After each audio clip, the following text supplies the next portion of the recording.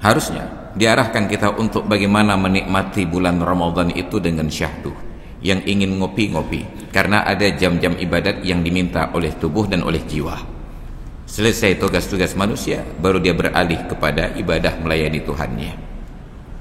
Di tempat kita dan tidak ada yang memberikan saran tersebut ketika kita berdiskusi dengan orang-orang yang punya kewenangan di bidangnya. Saya sudah diskusikan ini dengan wakil ketua MPU, baik ada mimbarnya macam tidak. Saya sudah berdiskusi. Saya tanyakan ke beliau, kenapa tidak kita tekan dan kita dorong agar Masjid Raya Baitur Rahman kumandangkan azan Isya khusus bulan Ramadan pada jam 9. Apa jawaban wakil ketua MPU ini? Itu MPU Aceh, kan MPU Cekeung. Apa jawaban beliau? Kami enggak perlu Masjid Raya, Pak Ustaz. Kamu hendak perlu Masjid Raya niku. Kaberakan kamu sembahyang Isya tarawih poti kurang. Itu jawabannya. Naiklah intonasi suara saya sedikit, padahal beliau orang yang sepatutnya kita muliakan. Saya bilang, Tengku, jangankan di pesantren Anda, di pesantren saya di Cekeung jam 9 sholat Isya. Tapi pesantren Anda dan pesantren saya tidak menjadi contoh bagi tempat yang lain.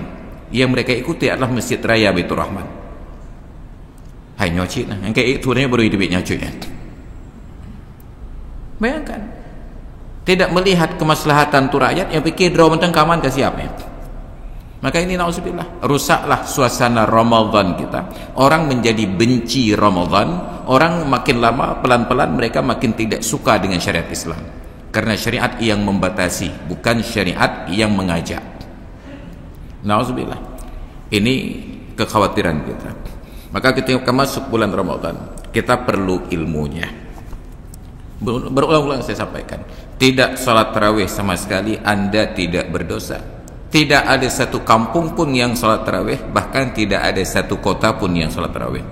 Sebab kalau disebut kampung kadang-kadang nggak termasuk kota, karena memang antara kota dengan kampung berbeda. Di mana bedanya? Beda kelas ketika disebut balainya. Balai desa itu sangat berbeda kelas dengan balai kota.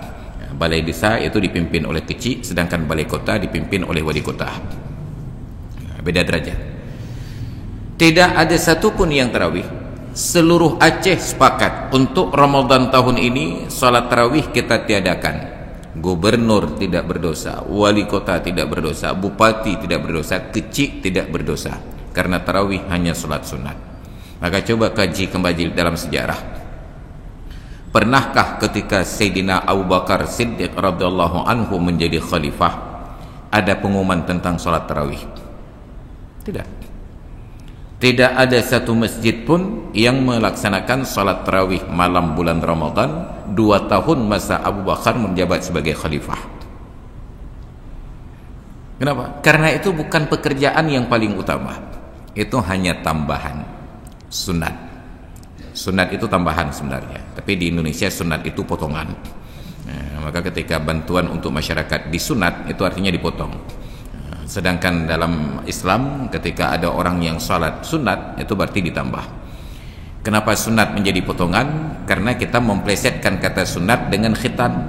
Khitan itu disunat, karena dipotong, maka semua yang dipotong akhirnya disebut disunat. Ini penyelewengan bahasa juga. Jadi akhirnya hal-hal yang sunat kita anggaplah pengurangan.